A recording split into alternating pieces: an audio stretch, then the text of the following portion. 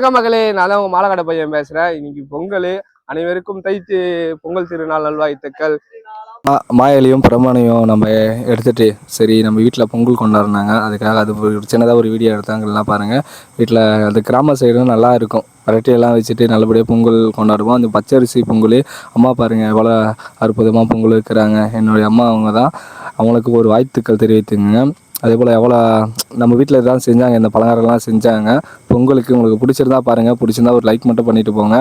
இதுக்கப்புறம் கண்டினியூவாக வீடியோ போட போகிறேன். எல்லா நாளும் கண்டினியூவாக ஒரு லாங் வீடியோ போட போகிறேன். 8 மணிக்கு நார்மலாக 8 to 9 மணிக்குள்ளே ஒரு நார்மலாக நைட்டு மட்டும் காலையில் என்ன நடந்தது, இன்றைக்கி நாள் என்ன நடந்ததுன்னு எடுத்து ஒரு வீடியோ ஒன்று போட போகிறேன். அதுக்கும் கொஞ்சம் சப்போர்ட் பண்ணுங்கள். கிராம சைடில் இப்படி தான் பொங்கல் கொண்டாடுவோம். பாருங்கள் எல்லாமே நம்ம வீட்டில் எல்லாம் மஞ்சள் அந்த பொங்கல் தண்ணி எடுத்து வீட்டெல்லாம் தொளிச்சிட்டு சாமிக்காக படையில் போட்டுட்டு அதுக்கப்புறம் சரி கோயிலாண்ட போனேன். எவ்வளோ ஜனம் இருக்குன்ட்டு பார்த்தேன். இப்போ நான் போக சொல்லி காலையில் ஒரு 9-10 மணி போல தான் ஜனம் அவ்வளோவா இல்லை, கம்மியாக தான் இருந்தது. அதுக்கு முன்னாடி நம்ம வீட்டில் படையில் போட்டாங்க. அதுவும் எல்லாமே கொஞ்சம் கவர் பண்ணிவிட்டு அதுக்கு முன்னாடி நம்ம கடையை கொஞ்சம் கவர் பண்ணேன். மாலை விளக்கு அர்ச்சனை எல்லாமே நம்ம இருக்குது. நான் இன்றைக்கி கடையில் இல்லை, எங்கள் அண்ணனும் இல்லை, எங்கள் தம்பி தான் இருந்தான். நாராயணன் தான் கடையில் இருந்தான். அப்படியே வெளியே கொஞ்சம் கவர் பண்ணிவிட்டு அப்படியே பாருங்கள் வெளியே காலியாக இருக்குது. வண்டியெல்லாம் இன்றைக்கி உள்ளே வந்துட்டு இருந்தது. உள்ளவே காலியாக தான் இருந்தது. அவ்வளோ ஜனம்லாம் இல்லை இன்றைக்கி. ஜஸ்ட் ஒரு 1/2 hour 1 hourக்குள்ளேயே பார்த்தேன். அதான் ஈவினிங் தான் சரியான ஜனம் வந்தது.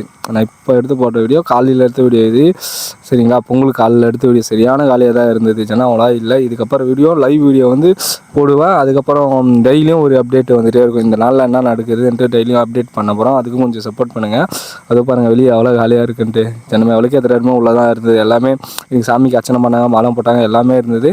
நல்லபடியாக முருகன் தரிசனம் பண்ணவங்க அனைவருக்கும், பொங்கல் கொண்டாடின அனைவருக்கும் நீங்கள் பொங்கல் நல்வாழ்த்துக்கள். அதே போல் தம்பியை கொஞ்சம் நல்லபடியாக சப்போர்ட் பண்ணுங்கள்.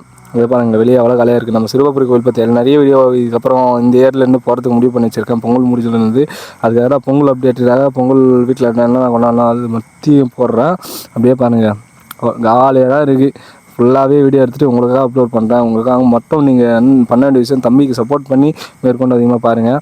என்னுடைய பொங்கல் ட்ரெஸ் நல்லா இருந்தால் கீழே கமெண்ட் பண்ணிட்டு போங்க.